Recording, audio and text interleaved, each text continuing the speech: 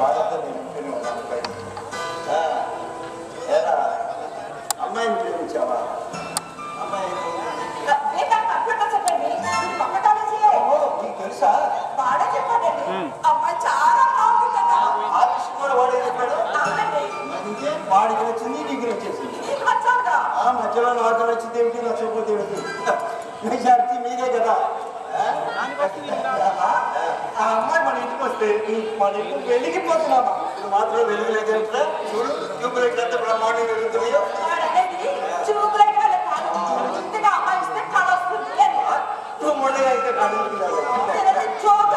వాడు మనల్ని జోకర్ లాగా చూస్తుంటే అన్ని జోకులే వస్తాయి. మరి చదువుకోవాల్సిన అవసరం పెళ్లి ఏమిటి, ప్రేమ ఏమిటి? తల్లిని నువ్వైనా చెప్పదా వాడికి? చదువు మీద కాన్సన్ట్రేషన్ లేకుండా ప్రేమ ప్రేమకు రోడ్డు పెట్టి రేపు పరిశ్రమ చదువు సంగతి చూసుకోగలరు. నా ప్రేమ గురించి మీరు ఏమనుకుంటున్నారో అది చెప్పండి ముందు. నాకు ఇష్టం లేదు. నాకు ఇష్టం లేదంటే సౌభాగ్యం వాడిని సపోర్ట్ చేయొద్దు. మీకు ఏదో చెప్పాలని చెప్పాడు కానీ మీరేదో సపోర్ట్ చేస్తారని కాదు. అయినా మీకు నచ్చినా నచ్చకపోయినా నేను మాత్రం ఆ అమ్మాయిని పెళ్లి చేసుకుంటా.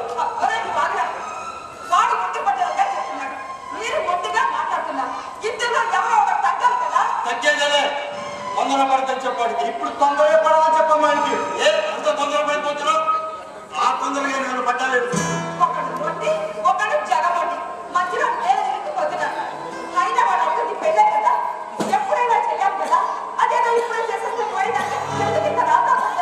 కడుపు తీపి చంపుతో సౌభాగ్యం కన్నాను కదా అని పేగు మందంతా వెనకేసుకొస్తే చెడిపోయేది వాడు. ఆయన చెప్పిందలా చేయడానికి నేను బొమ్మల సినిమాలో కొడుకున్నాను. బురదలో కాలేస్తుంటే ఏ తండ్రి ఒప్పుకోడు. పెళ్ళడానికి బురద ఒప్పుతాం రద్దు చేసుకున్నట్టు నేను అడుగుతానని తెలియక. అయినా కొడుకునే వాడికి వినడానికి చెవులు ఉండాలి, బొమ్మలు ఉండకూడదు. బొమ్మలు ఉంటే ఇది ఇలాగే ఏది మంచి వచ్చాడో తెలియకుండా పొడుస్తూ ఉంటాడు. సౌభాగ్యం ఆఖరిసారిగా చెప్తున్నాను, వీడి పెళ్లి చేసుకుంటే నాకు ఇష్టం. వీడి వర్షంలోనే ఇష్టపడతాను. మీ పద్ధతి కూడా నేను ఇష్టపడలేదు. మాట్లాడి సౌభాగ్యం మాట్లాడి.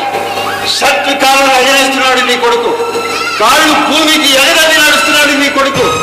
ప్రేమ ప్రేమ అంటూ పలవరిస్తున్నాడు నీ కొడుకు. ప్రేమ పుట్టిదే కదా సౌభాగ్యం, చెడ్డది కూడా.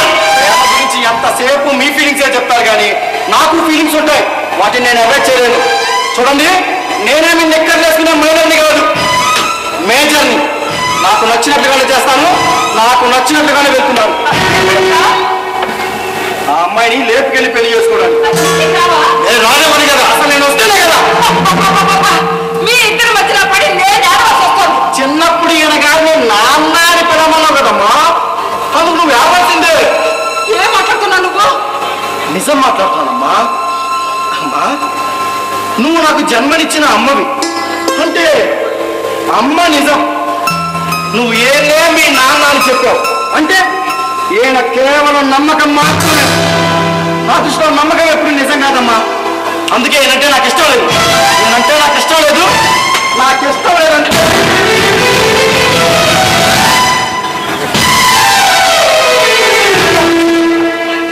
వాడన్న మాటలు. వాడన్నందుకు నేను బాధపడలేదు సౌభాగ్యం. వాడు సపోర్ట్ చేస్తున్నందుకు బాధపడుతున్నాను.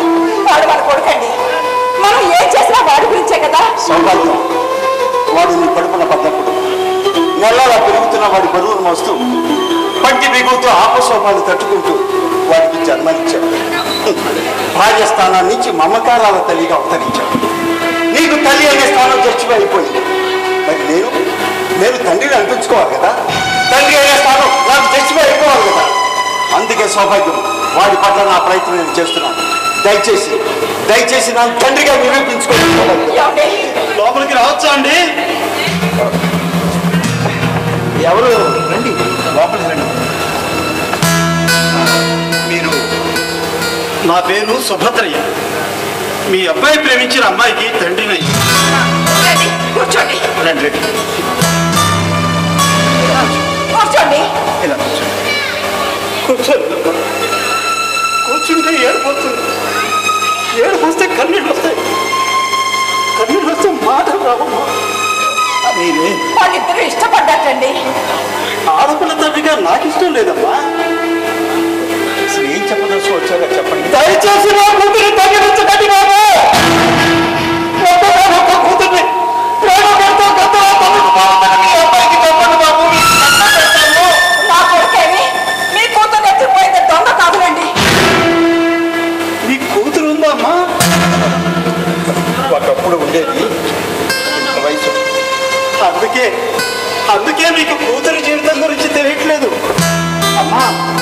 ఇప్పటికైనా మించిపోయింది లేదు. ఒక్క ఆడపిల్లని పెంచుకోండమ్మా. ఆ పిల్ల ఆలనా పాలనా చూడండి. ఆ పిల్ల పెరిగి పెద్ద అయ్యాక ఎవరైనా ప్రేమ లేకపోతే అయ్యో నా కూతురు బతుకు ఏమైపోతుందో అనే బాధ మీకు అర్థమవుతుందమ్మా. చూడండి, మీ బాధను నేను అర్థం చేసుకోగలను. కానీ మీ ఇంటి దగ్గర మీ అమ్మాయికి మీరు నచ్చ చెప్పి ఆపుకోగలిగితే మీరు ఇంత దూరం వచ్చే పని ఉండేది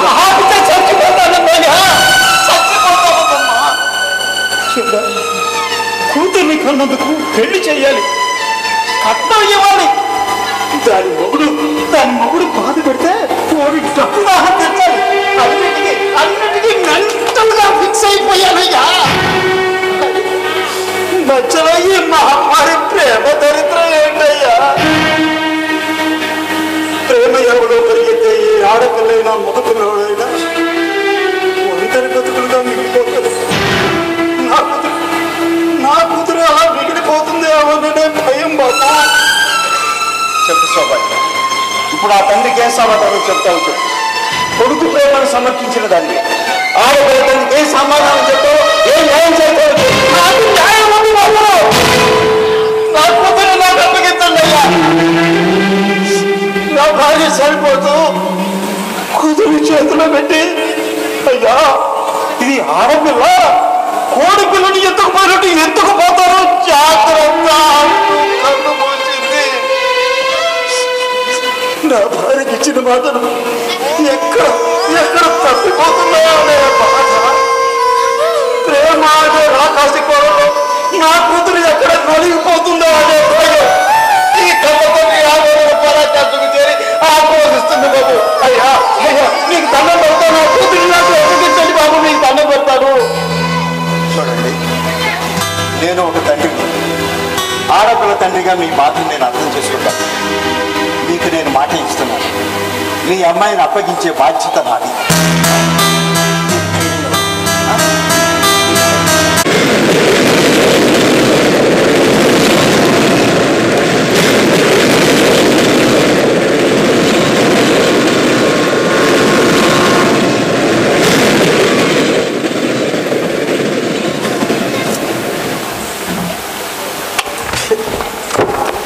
సందీప్, మన ట్రైన్ రావడానికి ఇంకా ఎంతసేపు పడుతుంది అన్నారు?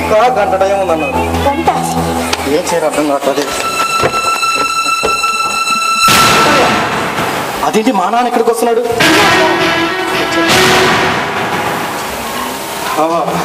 ఏంటి, రైలు కింద దూకడానికి వచ్చారా? రైలు ఎక్కడానికి వచ్చాం.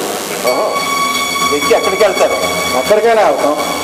ఆహా, మీ ప్రేమికులకు గమ్యాలు ఉండవు కదా? అవును, ఇలా ఇంటి నుంచి పారిపోయి బయటికి వెళ్ళి ఎలా బ్రతుకుతారు? ఎలా బ్రతుకుతారు? ఓ, అమ్మాయి మెడలో గొలుసుంది కదూ, అది అమ్మేసుకొని బతికేస్తారు. అవును, నీ దగ్గర ఎంత ఉన్నాయి ఏమిటి? 2000. ఓ, 2000 ఎక్కడియో? పోపుల డబ్బాలు. అమ్మించిందా? లేదు, నేనే తీసుకున్నాను. అంటే దొంగతనం చేసావన్నమాట. దొంగతనం ఏంటి? చెప్పకుండా తీసుకుంటే దొంగతనం అంటారు. మరి ఏమ్మా, నువ్వేంటి గోడ దూకి వచ్చావా, గేటు తీసుకొని వచ్చావా? ఏంటండి మీరు అనేది? గోడ దూకి వస్తే లేచిపోవటం అంటారు, గేటు తీసుకొని వస్తే పారిపోవటం అంటారు. రెండిటికి పెద్ద తేడా ఏంటో? తేడా ఉంది, చెప్తాను. గోడ దూకి వచ్చిన వాళ్ళకి తెగింపు ఎక్కువ. వాళ్ళు బయటికి వెళ్ళి ఎలాగైనా బ్రతకాలని ప్రయత్నం చేస్తూ ఉంటారు. అలా బ్రతకలేకపోతే ఏ నూతిలోనో గోతిలోనో దూకి చేస్తారు. అదే గేటు తీసుకొచ్చిన వాళ్ళు ఉన్నారే, వాళ్ళు పిరికి వాళ్ళు.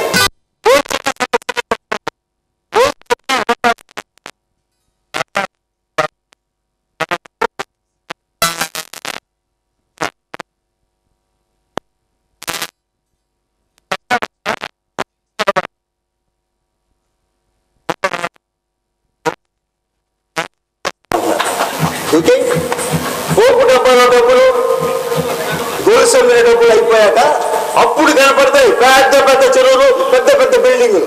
అవెందుకు? దూకి చావటానికి. అంతకన్నా ఖర్చు లేదు కదా మీకు.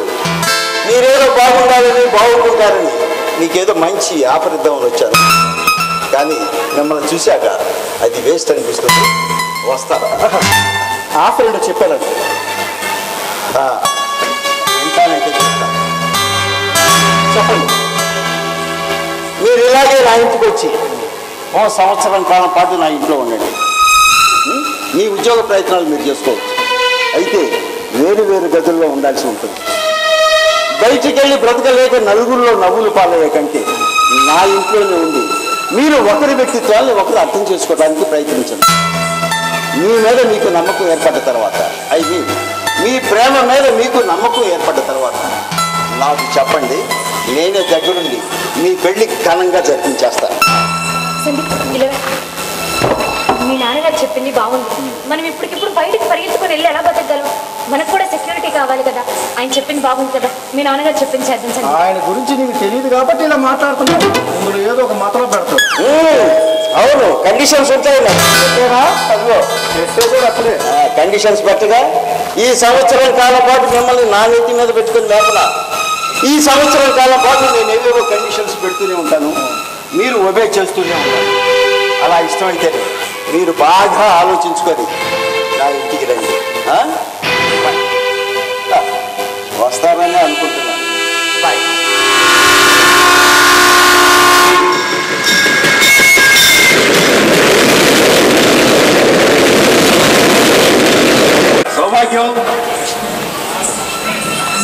సౌభాగ్యం కాఫీ.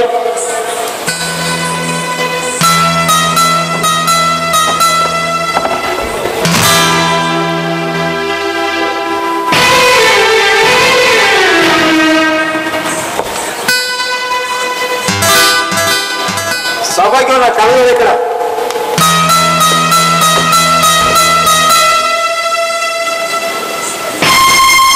సౌభాగ్యం నా పర్స్ ఎక్కడ? సౌభాగ్యం నా పర్స్ ఎక్కడ పెట్టా? కాఫీ తాగలేదా మీరు? కాఫీ నువ్వు ఇవ్వకుండా నేను ఎలా తాగుతాను?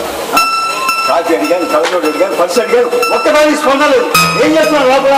మీకు కావాల్సినవన్నీ సౌందర్యం చూస్తాను. సౌందర్యం ఎవరు? మన కోడలు. అదేనండి, మన అబ్బాయి ప్రేమించిన అమ్మాయి. ఆ అమ్మాయి ఏమన్నా మన ఇంటి పని మనిషి మన సేవ చేయటానికి. తప్పేముందండి? మీలాంటి పెద్దవారికి కావాల్సినవన్నీ చూడడానికి పని మనిషి అక్కర్లేదు. పక్కింటి అమ్మాయి అయినా చాలు కదా.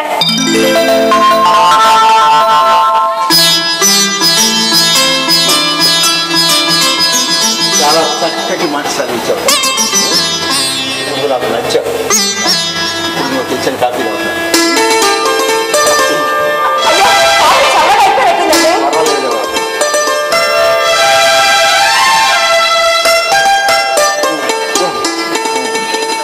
అమ్మా నా కళ చూడు.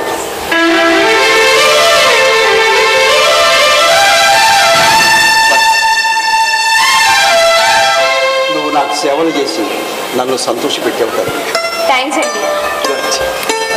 సర్వేశ్వర గారు, సర్వేశ్వర గారు, సుభద్ర గారు, రండి రండి రండి రండి. మీరు ఇంట్లో ఉంటారని వచ్చాను.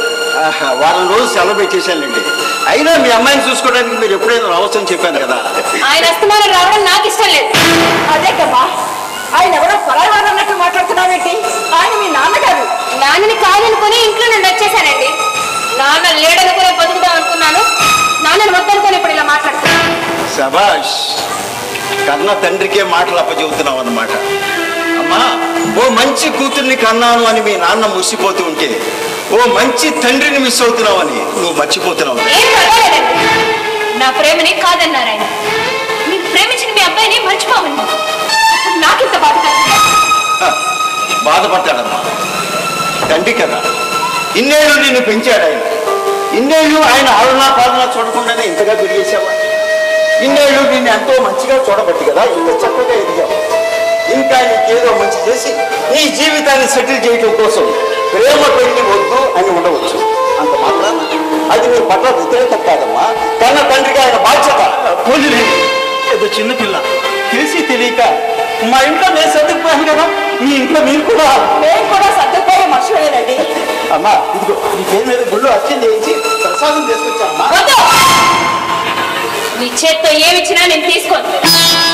నీ మాటలకి చేతులకి నేను సంతోషపడితే ఏమిచ్చి నా సంతోషం నాకు కాకుండా చేస్తాను. అందుకే నేను నాన్నని కూడా పిలవాలనిపించదు. ఇక్కడ కష్టమానం వస్తున్నా రావద్దని చెప్పడానికి ఇంకా నేను ఇంటికి కోడలే కాలేదు. ఏంటండి ఇది? ఆ పిల్ల కన్న తండ్రినే శత్రువులో చూస్తోంది. మన వాడిని ప్రేమించింది కదా, సావాసం అలాంటిది. బాబు, ఉద్యోగం చూసుకున్నావయ్యా? ఆ ప్రయత్నంలోనే ఉన్నాను. అంటే అప్పటిదాకా మీ అమ్మా నాన్న మీద ఆధారపడతావు అన్నమాట.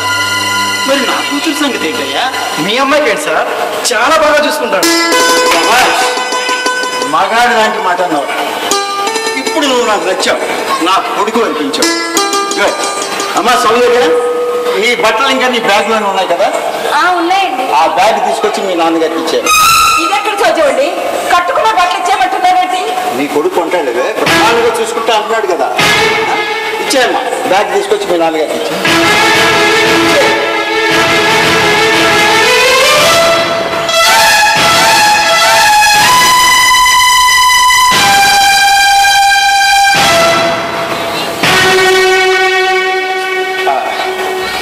తీసుకెళ్ళండి సుభద్రయ్య. ఏంటండి అలా చూస్తున్నారు? కన్న తండ్రి అక్కర్లేనప్పుడు కన్న తండ్రి కొన్న బట్టలు వేసుకోవటానికి మీ అమ్మాయికి సిగ్గు అనిపించదు? ఏమ్మా?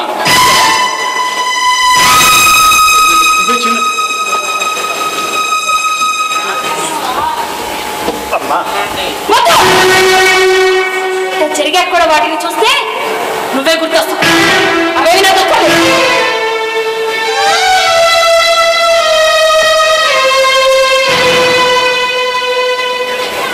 సుభద్రయ్య గారు, ఒక్క నిమిషం. అమ్మా సౌందర్య, ఇందాక నువ్వు నాకు సేవలు చేసి నన్ను సంతోషపెట్టావే, ఆ విధంగా మీ నాన్నగారికి ఎప్పుడైనా సేవలు చేసి గౌరవించుకున్నావమ్మా? నువ్వు ఉండు సౌభద్ర, చెప్పమ్మా, నాకు క్లారిటీ కావాలి. లేదండి, ఆయన పనులు ఆయనే చేసుకునేవాడు. మీ పనులు చేయటానికి నేను ఉన్నాను కదా అని అన్నాన్ని ఎప్పుడు చెప్పలేదమ్మా? అంటే ఎవరి పనులు వాళ్ళే చేసుకోవాలి కదా అని. మరి అలాంటప్పుడు నా పనులు నువ్వేందుకు చేసి పెట్టావు? మిమ్మల్ని గౌరవించుకోవాలని. కన్న తండ్రిని గౌరవించకుండా ఆ భగవంతుని గౌరవించిన ఫలితం ఉండదమ్మా. తీసుకెళ్ళండి సోదరి, తీసుకెళ్ళండి.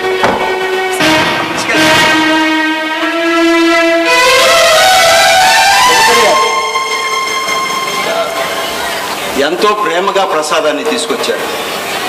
అంతే ప్రేమగా మేము అడుగుతున్నాం. ఆ ప్రసాదం మాకు ఇచ్చి వెళ్ళండి.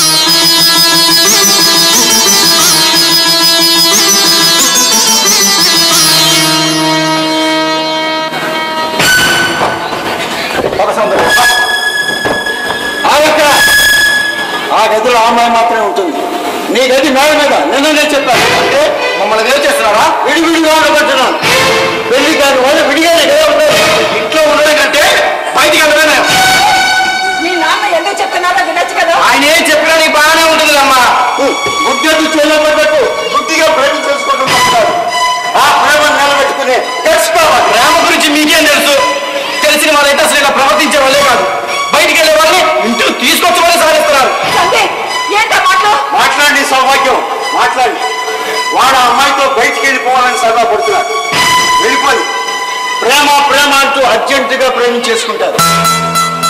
ఈ లోకంలో మనకి మన ఇద్దరమే అనుకుంటూ యమ అర్జెంటుగా కాపురం పెట్టేస్తారు. అంతవరకు పర్వాలేదు. ఆ తర్వాతనే వేసుకుర్రలా పరిగెడతారు. Speed break అడ్డొస్తుంది. ఆ అమ్మాయికి నెల తప్పుతుంది. డాక్టర్ దగ్గరికి తీసుకెళ్ళాలి. టెస్టులు, స్క్రీనింగ్, స్కానింగ్లు అన్నీ చేయించాలి. మందులు మాకులు కొనాలి. పళ్ళు పళ్ళరసాలు పట్టించాలి. వీటన్నిటికీ చేతిలో డబ్బులు ఉండాలి. ఏ చేతిలో ఉద్యోగం లేనివాడి చేతిలో డబ్బులు ఎలా ఉంటాయి? అప్పులు ఎలా పుడతాయి? అప్పుడే ప్రేమికులకు మొట్టమొదటిగా నరకం మొదలవుతుంది. వెళ్ళని సౌభాగ్యం ఆ సరదా కూడా తీర్చుకొని వెళ్ళది. ఇప్పుడు నేనే బయటికి వెళ్తాను అన్నదిగా. నేనే బయటకు వెళ్తాను అన్నది కదా. సౌందర్య, నువ్వు లోపలికి వెళ్ళు. బాగు లోపలికి వెళ్ళి సౌందర్య. ఇంకా భగవద్గీత మొత్తం అయిపోలేదు. ఏంటో చెప్పండి. సౌభాగ్యం, రేపటి నుంచి మన ఇద్దరికి మాత్రమే వంట వండుకుంటారు. పాత స్టవ్ ఉంది కదా, అది ఇచ్చేయి. వేరు కాపురం పెట్టేసి. అదేంటి ఇంత సడన్గా? మరి ఆఫ్టర్ ఆల్ గవర్నమెంట్ ఉద్యోగస్తులుగా నా లెక్కలు నాకుంటాయి. మరి పైగా నా చేతుల డబ్బులతో నా భార్యను మాత్రమే పోషించగలుగుతా. బయట వాళ్ళని పోషించాలంటే కొంచెం ఇబ్బందిగానే ఉంటుంది. అంటే కండిషన్ మొదలెట్టేశారా? లేదంటే నెల పిల్లి వచ్చాయి ఆ వంట ఏదో మేము వండి పెట్టాం. Too much. రెంట్ కట్టాలి రోయ్.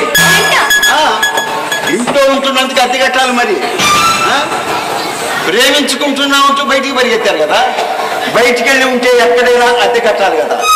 ఆ కట్టే అద్దెదో ఇక్కడ కట్టమంటున్నారు.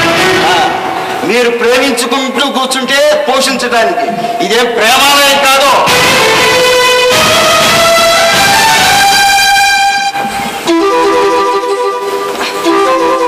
ఏమండి, వాళ్ళు బయటికి వెళ్ళి బతికేనే కదా బాధ అంటే ఏంటో వాళ్ళకి తెలిసేది. ఓహో అలాగేనమ్మా.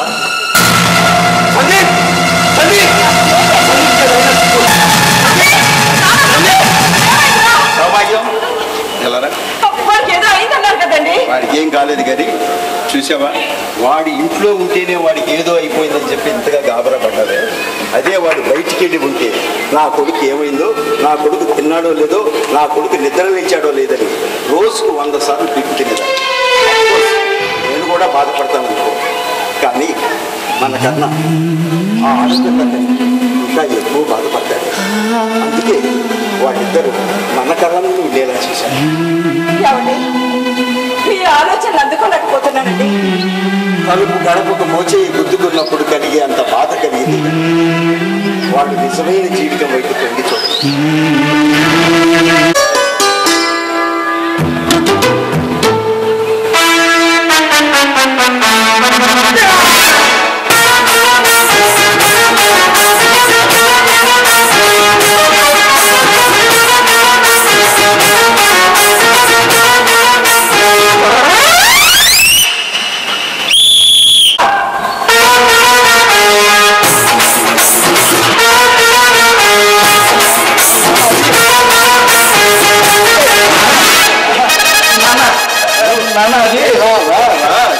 కళ్యాణం తర్వాత కక్కు రావాలి కానీ కక్కు తర్వాత కళ్యాణం. ఓ స్నేహితుడిగా చెప్తున్నాను, అదే ఒక తండ్రిగా చెప్పాలనుకో. నువ్వు ఆ అమ్మాయి కోసం ఏ గదిలో దూరినా ఆ గదిలో నేను అదే నన్ను కనలేదురా, నేను ఎందుకన్నాను నాన్న అది సౌందర్య సినిమాకి వెళ్దాం అంది. త్వరగా రెడీ అవ్వని చెప్పడానికి గదిలో దూరుతూ కానీ ఇంకా టైం ఉంది. ఏమండి, మళ్ళీ భగవద్గీత మొదలు పెట్టారా? భగవద్గీత కాదు, ఈసారి భాగవతం ఏ సినిమా తీసుకెళ్దాం. అది అది భక్త రామదాసమ్మా. భక్త రామదాస్ నాన్న. భక్త రామదాస్ ఆగు ఆగు ఆగు. భక్త రామదాస్ సెకండ్ రిలీజ్ అనుకుంటానే. ఆ థియేటర్లో జనం అంతగా ఉండరు, అందుకే వెళ్తున్నాను నాన్న. అందుకే వెళ్తున్నావు. ఆగు. ఏమై నువ్వు ఆ మధ్యలో సినిమా చూసి ఏడ్చానున్నావు. ఏ సినిమాది? అన్నమయ్య సినిమా అండి. సినిమా ఆగు ఆగు. ఇప్పుడు ఆడకు చూడు. వాళ్ళతో పాటు సినిమాకి వెళ్ళు. ఇంతకన్నా రెట్టింపు ఏడ్చే అవకాశం వచ్చింది. భక్త రామదాస్ సినిమా చూడు, ఇంతకన్నా బ్రహ్మాండంగా ఏడ్చాడు. వాడితో పాటు సినిమా చూడు, వాడి పక్కనే కూర్చో. నేనే వెళ్ళమంటున్నాను. నన్ను శుభకాలానికి వెళ్తున్నావా? రాడు కంటే కదా వెళ్ళు. సినిమా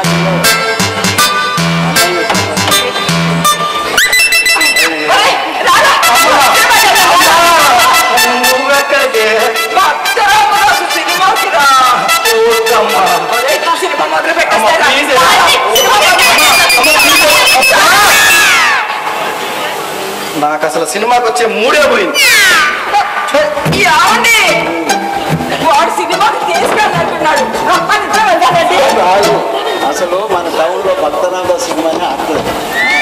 మన ఊళ్ళో రామదాస్ రిసార్ట్స్ ఉంది, అక్కడ రూల్ అడిగి దొరుకుతాయి. ఏం కంగారు పడుతుంది, నేను ఉన్నాను కదా, సెన్సార్ చేసి పారేస్తాను.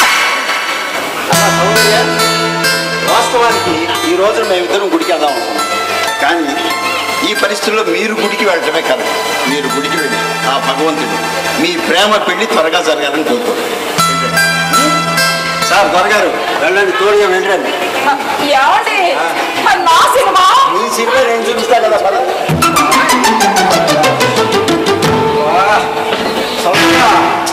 నా గుడికి వచ్చే మూడు పోయింది. గుడికి వెళ్తే ప్రశాంతంగా ఉంటుంది, మూడంతా సెట్ అయింది. నేను చెప్పాను కదా రా. చెప్తుంటే నీకు అర్థం కదా.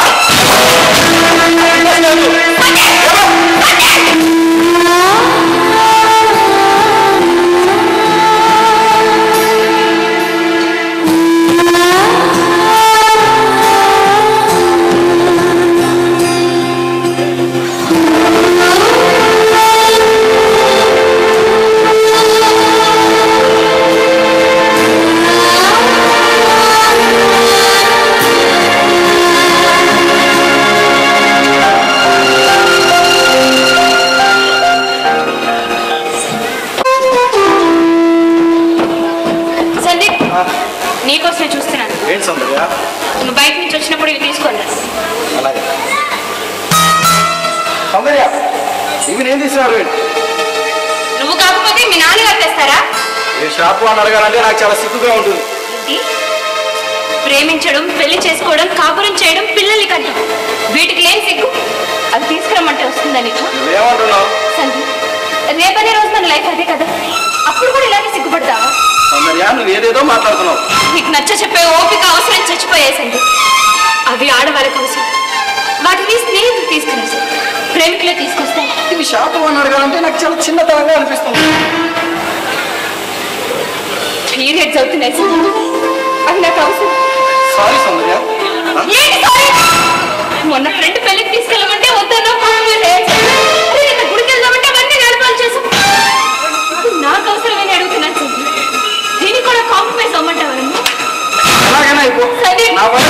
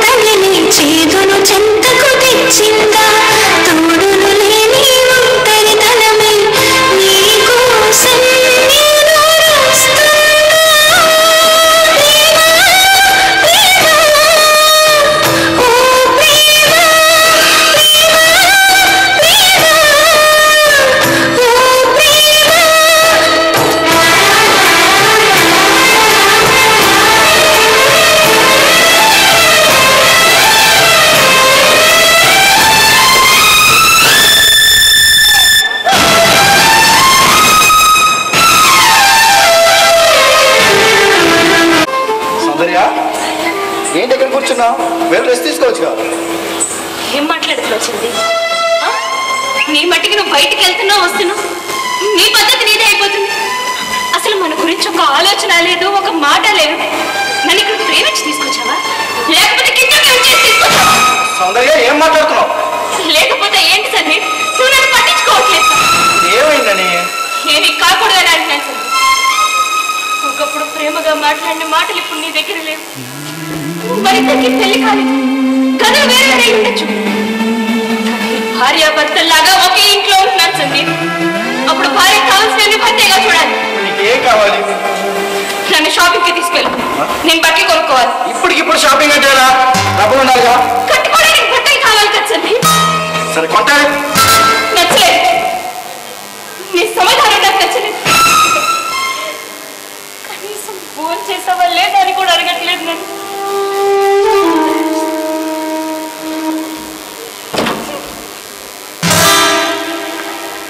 ఫోన్ చేసావా? ముక్కుబడిగా అడుగుతున్నావా సందీప్? నేను ఫోన్ చేసి 2 రోజులు అవుతుంది. ఆ విషయం తెలుసు నీకు. అదేంటి మా అమ్మ పెట్టట్లేదా? అమ్మా ఆవిడ తినమని అడుగుతున్నారు, నేనే తినట్లేదు. అయినా ఇదంతా కాదు, మనం ఇప్పుడు బయట ఉన్నాం అనుకుని నా భోజనం సంగతి చూడు. బయట హోటల్ తీసుకొస్తాను. ఏంటి సౌందర్య చిన్నదాన్ని పెద్ద చేస్తారా? కానీ దాని వెనుకున్న వాస్తవం చాలా పెద్దది. వస్తువు చేశారి పడిపోతే జాగ్రత్తలేదంట, కాలు జారి కింద పడిపోతే జాగ్రత్తలేదు. ఇక్కడ జీవితమే చేజారిపోతుంది సందీప్, జీవితమే చేజారిపోతుంది. చేజారకుండా నేనే జాగ్రత్త పడాలి, నేనే జాగ్రత్త పడాలి. అంత పెద్ద మాట ఎందుకు సౌందర్య? అసలు మనం ఏమంత కష్టాలు చూసేవాడి? ఆకలేస్తుంది సందీప్, కూడా కష్టమే. జీవితం గురించి ఆలోచించడానికి ఒక్క విషయం చాలు. అమ్మా అమ్మా ఎందుకంటే గట్టి అరుస్తున్నావు? అమ్మా నాకు 500 కావాలమ్మా, ప్లీజ్ ప్లీజ్ అమ్మా. సౌభాగ్యం ఆగక్కడ. ఏంటి పోకు డబ్బా కోసమా? అది అక్కడి నుంచి ఎప్పుడో తీసేశారు. అసలు నేను ఇంట్లో కొడుకునా పర్వాలేమన్నా ఏ హక్కు లేకుండా చేస్తున్నారు నాకు.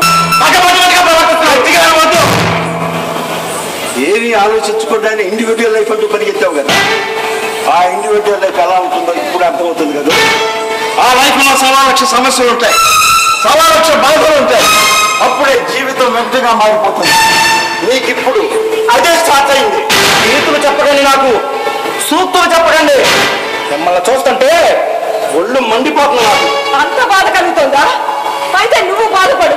ఆ పిల్లని ఎందుకు బాధపడుతున్నావు? 2 రోజుల నుంచి పచ్చి మంచినీళ్ళు కూడా ముట్టుకోలేదా? నీ వెనకాల వచ్చినందుకు పక్కన పట్టు ఏడుస్తోంది. అవన్నీ వాడికి ఎందుకే? వాడికి ఆకలిస్తుందనుకో, కంచంలో అన్నం పెట్టుకోవటం, మెక్కేయటం, మేడ మెట్టడం, మెదుగు పడుకుంటుకోవడం. ఇంట్లో ప్రేమించిన అమ్మాయి ఉంది, తిన్నదా ఉన్నదా అన్న దోశ లేదు వీడికి. అసలు వీళ్ళిద్దరి మధ్య ప్రేమ కలిసి వచ్చింది. చంపేయకండి, మీ మాటతో నన్ను చంపేయకండి. మీరు ప్రవర్తించే తీరు పరాయి వాళ్ళకంటే దారుణంగా ఉంది. పరాయి వాళ్ళగా అనుకో, కానీ వాళ్ళగా అనుకో. మాకు ఇవ్వాల్సిన అద్దె డబ్బులు ఇచ్చేస్తే సంతోషిస్తాం. అదే డబ్బులు మొన్నే చెప్పాను కదా, మీరు ప్రేమించుకుంటూ కూర్చుంటే పోషించడానికి ప్రేమాలయం కాదు అని. ఇవ్వలేకపోతే ఇవ్వలేమని సిగ్గు లేకుండా చెప్పండి, వదిలేస్తాను. ఈ ఇంట్లో నాకు కూడా వాటా ఉంది. వాటానా? ఏమిటో వాటా బియ్యం అడిగినంత తేలిక అడిగేసావు. వాటా లేయడానికి ఇది నీ తాత ఆస్తి కాదు, నా కష్టార్జితం. ప్రేమించబోయే ముందు బ్రతకడం ఎలాగో నేర్చుకోవాలి. త్వరల మీద పడి బ్రతికేయటం కాదు. రెంట్ ఇచ్చేస్తామండి. రెంట్ ఇచ్చేస్తావు? సంతోషం, ఇచ్చేయమ్మా, ఇచ్చేయి. ఎలా ఇస్తావు?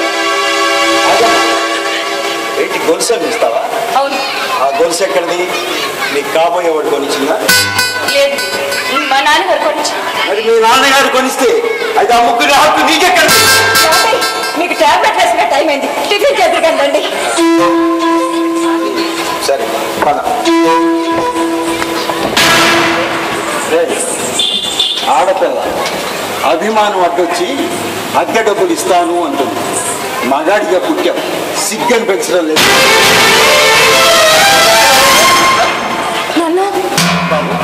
నాన్నగారు ఉన్నారా? లోపల ఉన్నారండి. నేను అలా బయట కూర్చుంటా. అలాగే.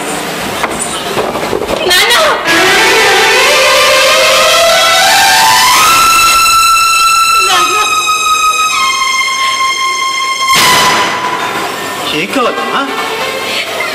ఇంటద్దె కట్టడానికి డబ్బులు కావాలి నాన్న.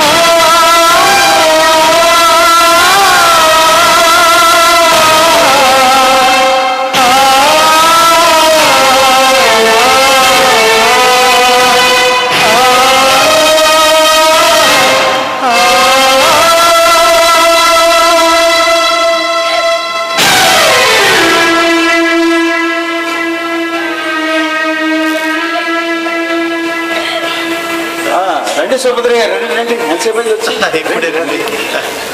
తీసుకోండి. ఏమిటివి? రెంట్ డబ్బులు. ఇవి ఎక్కడివి? వాడిచ్చాడా? లేదు, మా నాన్నగారు ఇచ్చారు. మీ నాన్నగారు ఇచ్చాడా? మీ నాన్నగారు ఇచ్చారా నువ్వు అడిగావా? నేనే అడిగాను. మీ నాన్నగారిని అడుక్కున్నావమ్మా? ప్రేమ మీకు అడుక్కోవటం నేర్పిందనమాట. రేపు పెళ్ళాయి కూడా ఇలాగ అడుక్కుంటూ ఉంటావా? మా ఈ డబ్బులు చూస్తుంటే నాకేమనిపిస్తుందో తెలుసా? ఆడపిల్ల మీద ఆధారపడి బ్రతికేస్తున్నాడు అంటూ వాడిని చేతగాని వాడిగా చూపిస్తున్నాడు. అంతేకాదమ్మా, మీ నాన్న ఇచ్చిన ఈ డబ్బులు నీ కష్టార్జితం ఎక్కడ కనిపిస్తుందో చూపించు. నా ఇళ్ల ముందు నిలబడి చెయ్యి జాపి అడుక్కొని నాకు తెచ్చి ఇచ్చి ఉంటే చాలా సంతోషించేవాడు, చాలా సంతోషించేవాడు.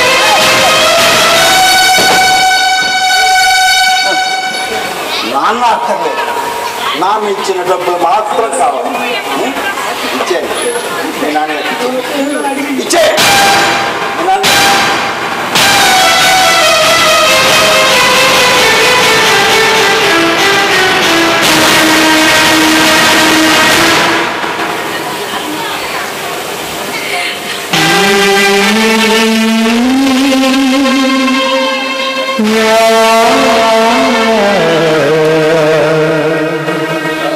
సుభద్ర గారు,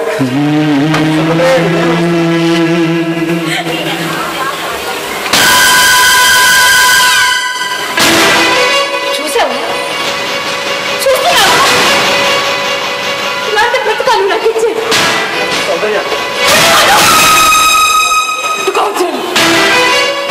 ప్రేమంటే తీయగా ఉంటుంది అనుకున్నాను సండి, కానీ విషయం చేదుగా ఉంది. అవమానాలు ఫేస్ చేయాల్సి వస్తుంది. ముద్దు సౌందర్య, నీకు అవమానం జరిగిన చోట మనం ఒక్క నిమిషం కూడా ఉండదు.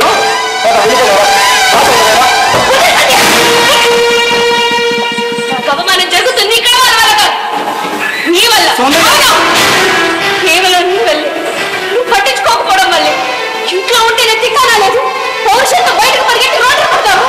అసలు బయట పెట్టడానికి సెక్యూరిటీ ఉందా మనకు? నేను చూసుకుంటా సౌందర్య, నేను చూసుకుంటా. ఏది సరే, నీ మీద నమ్మకం ఎక్కడ? ఇక్కడైతే నలుగురికి కనపడకుండా ఏడవడానికి 4 గదులైనా ఉంది. బయటికి వెళ్ళి కోర్టులో పడి నలుగురిలో ఏడిస్తే ఇది సిగ్గు కాదా? ఆ డెడ్లైన్ భరించగలమా? సరే, తొందరలోనే దీనికి ఏదో ఒక పరిష్కారం ఆలోచిస్తాను. నువ్వేం చేస్తావు నాకు తెలియదు. ఈ రోజు నుంచి నువ్వు తెస్తే తింటాను, లేకపోతే పస్తుంటాను. ఎందుకు? మా అమ్మని అడిగితే పెడుతుంది కదా, అడగొచ్చు కదా.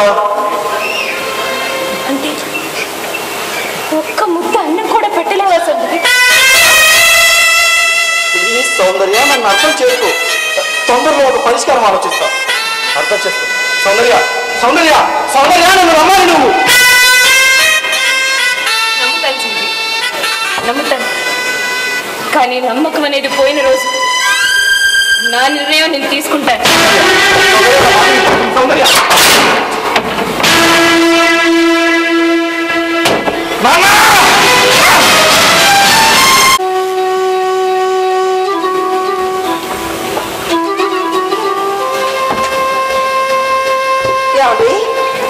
నిద్రపోకుండా ఏం చేస్తున్నారు? ఏమిటో సౌభాగ్యం, ఈ మధ్య ఎక్కువగా ఆలోచించాల్సి వస్తుంది. వాడి గురించేనా? అవును, కాలమే సమాధానం చెప్తుంది అంటుంటారు కదా. కాలం సమాధానం చెప్తుంది కదా అని ఎదురు చూస్తూ ఉంటే వాడి జీవితం గాడి తప్పిపోయేలా ఉంది. వాడి పరిస్థితి చక్కదిద్దాలి, లేకపోతే ఆ ప్రొసెషన్ వాడు మరోలా మారచ్చు.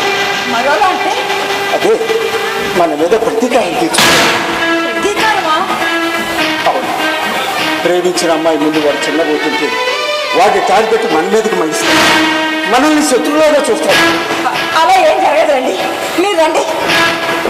సౌభాగ్యం, ఒకవేళ నేను నీ పక్కన ఉండకపోతే నువ్వు ఉండగలవా? ఏమండి, ఏంటి కొత్తగా మాట్లాడుతున్నారు? మీరు నా పక్కన ఎందుకు ఉండరు? ఒకవేళ నేను చచ్చిపోతే? ఏమండి,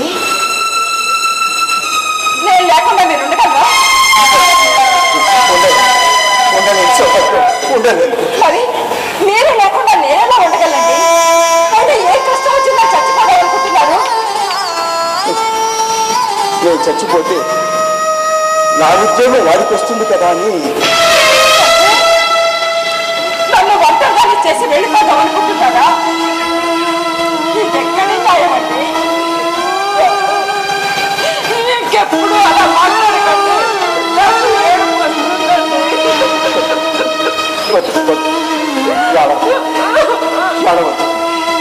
ఇంకెప్పుడు ఎలాంటి మాటలు మాట్లాడు.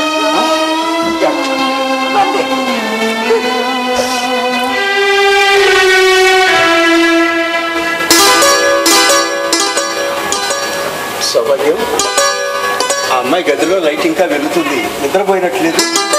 ఆకలి కదండి, నిద్ర ఎలా వస్తుంది? మీరేమో ఎవరి వంట వాళ్ళే చేసుకోవాలి అన్నారు. వాడేమన్నా తీసుకొస్తే ఆ అమ్మాయి వండుకుని తినేదేమో, వాడేమో వాళ్ళే చేసుకుంటామని చెప్పి వదిలేశాడు. నువ్వు పెట్టలేకపోయావా? నేను తినమనే చెప్పానండి, కానీ ఆ అమ్మాయి మొండి పట్టుదల పోయి తినడం మానేసింది. పని వెళ్ళి అన్నం కలిపి పట్టరా. ఆ అమ్మాయి తిందండి. తీసుకురా, నేను చెప్పండి.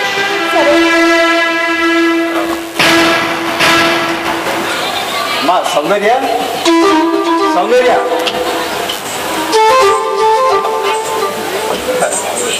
ఏమ్మా ఇంకా నిద్రపోలేదా? మాకు నిద్ర రాలేదమ్మా. చనిపోయిన మా అమ్మాయి గుర్తుకొచ్చి. సందీప్ ఎప్పుడు అనలేదండి నాకు. లేని అమ్మాయి గురించి మాట్లాడుకోవడం బాధే కదమ్మా. అసలు ఏం జరిగిందండి? మాకు ఒక అమ్మాయి ఉండేదమ్మా. అది ఎంతప్పుడు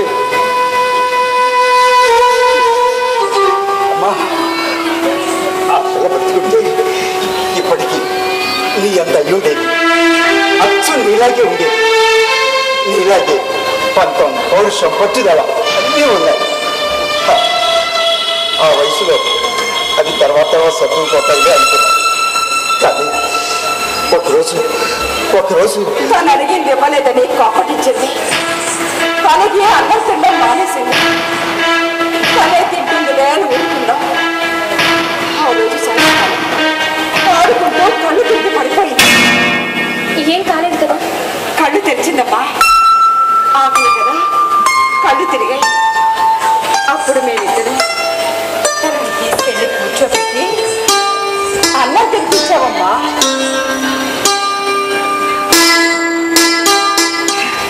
ఇది అమ్మ ముద్ద.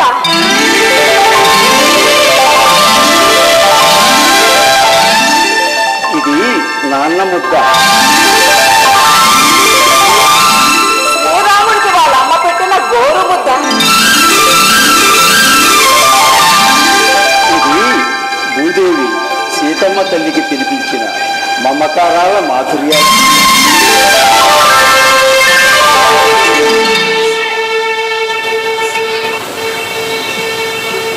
ఇది మీ ముద్దుల కూతురు మీకు తినిపిస్తున్న ముద్ద.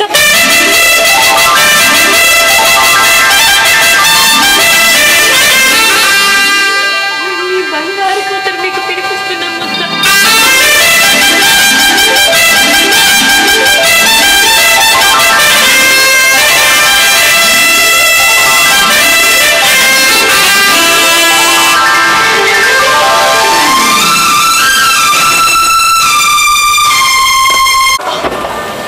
సౌందర్య, సౌందర్య, సౌందర్య, దేనికి అంత ఆనందం?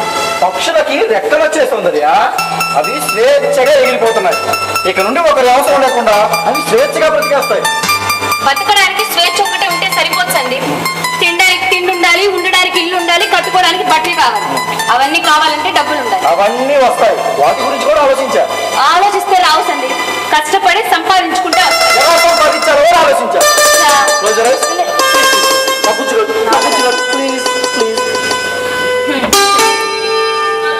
అలాగే ఉండాలి.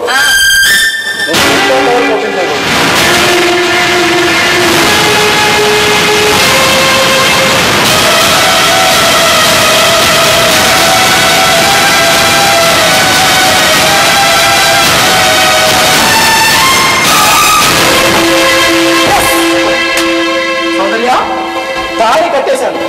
ఇప్పుడు నువ్వు నా భార్య. ఇక మనం ఉంటారు, ఒక ఇల్లు కావాలి, అంతే కదా? ఇదిగో, దీని మీద ఒక్క సంతకం పెట్టు. ఇక మనం ఎల్లకాలం ఇంట్లో ఏముందా? వచ్చేసారా వీళ్ళిద్దరూ? కాదు కాదు కాదు కాదు కాదు, తాళి కట్టేసే కదా మీ అత్త మామ నిన్ను మానసికంగా వేధిస్తున్నారని వీళ్ళ నుంచి నీకు థ్రెట్ ఉందని రాసిన రిపోర్టు. దీని మీద ఒక్క సంతకం పెట్టు. దీన్ని ఎక్కడ ఇవ్వాలో అక్కడ ఇస్తాను. చూసారుగా రిపోర్టు. అది కనుక పోలీస్ స్టేషన్లో ఇచ్చారనుకోండి, మీరిద్దరు జైలుకి వెళ్తారు. ఇద్దరు మేము వద్ద కట్టక్కర్లేదు, వేరుగా వండుకోనక్కర్లేదు. ఎందుకంటే ఇల్లంతా మా సొంతమే. ఇదంతా చూస్తుంటే ఒంటి మీద గొంగల పురుగులు పాకినంత అసహ్యంగా ఉంది. నువ్వు బ్రతకడం కోసం అమ్మా నాన్నలు విలువని చంపేయాలని చూస్తున్నావు. ఏం అలా పిలవద్దు.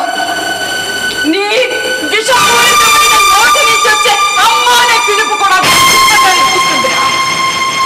అమ్మా నాన్నల మీద కంప్లైంట్ ఇచ్చి వాళ్ళు జైల్లో ఉంటే చూడాలనుకునే అందమైన గారాల కొడక నిన్ను పొత్తిగా వేసి లాగించినందుకు ఈ పొత్తి కడుపు మండిపోతుందిరా.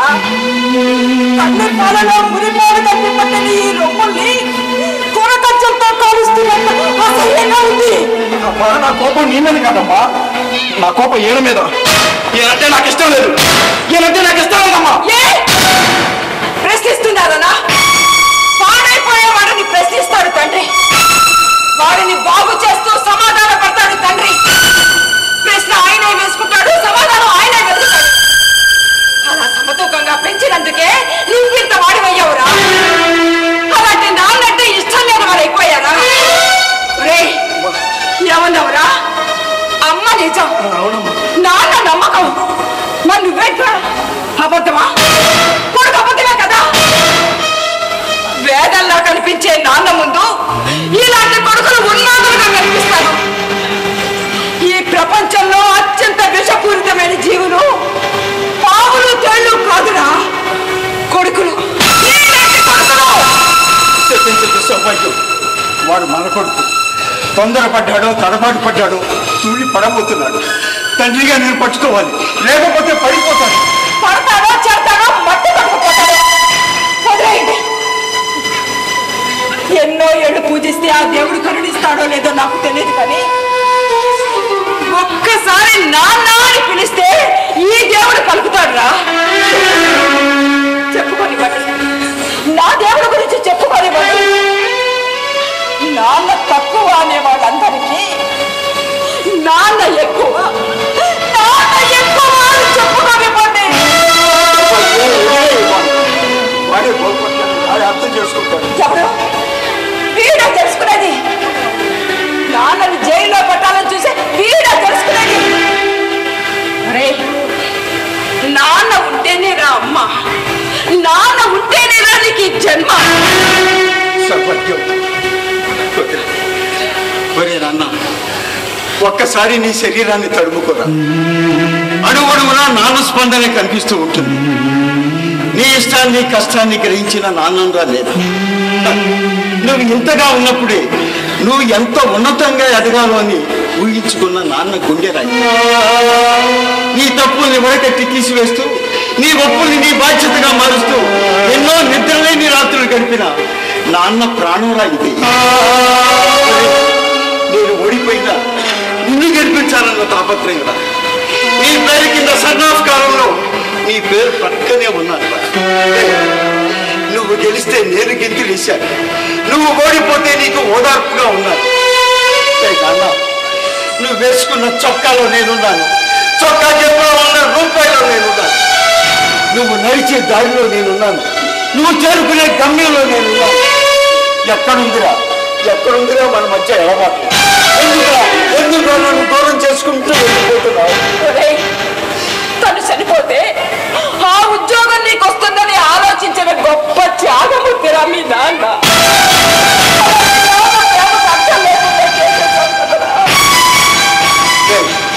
నేను కొడుకుని నమ్ముకోలేదురా, కొడుకు పట్ల బాధ్యతను నమ్ముకున్నాను.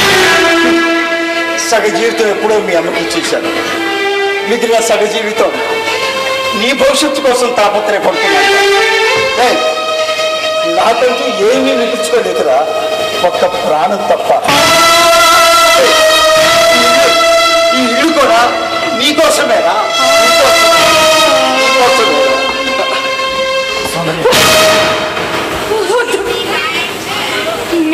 స్వార్థపరుడు అయిపోతుంది.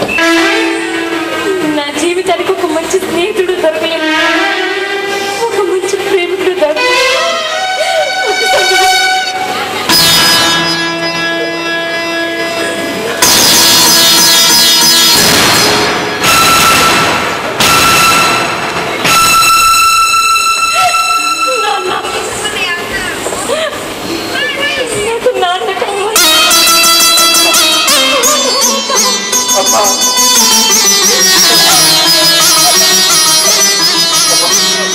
అది మీ నాన్న వచ్చాడు.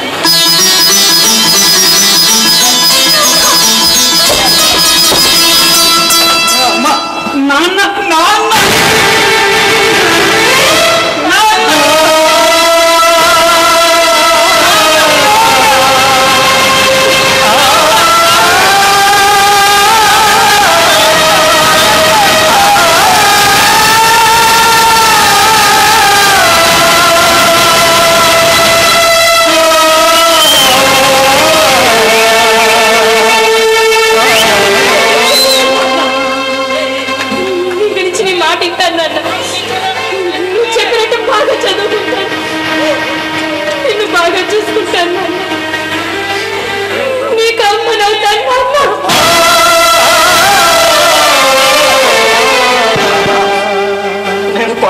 అయిపోయాను నాన్న, చరిత్రహీనుడిగా మారిపోయాను నాన్న.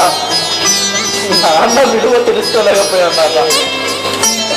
నాన్న, నేను నడిచినా పరిగెత్తినా అదంతా నా గొప్పతనం అనుకున్నాను నాన్న. నేను ఎదిగి ఎదిగి ఇంత ఎత్తున నిలబడితే ఇదంతా నేను అనుకున్నాను నాన్న. కాదు నాన్న, కాదు, ఇదంతా నువ్వు పెట్టిన భిక్ష.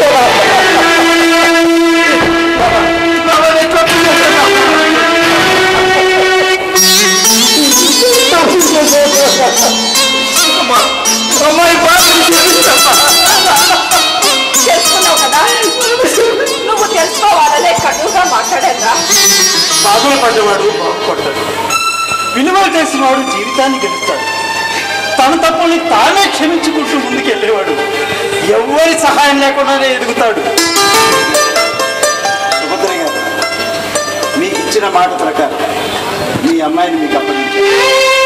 మరి మీరు మీ అబ్బాయి కోసం మా ఇంటి గుమ్మం తలుపులు ఎదురు చూస్తూ ఉంటాయి.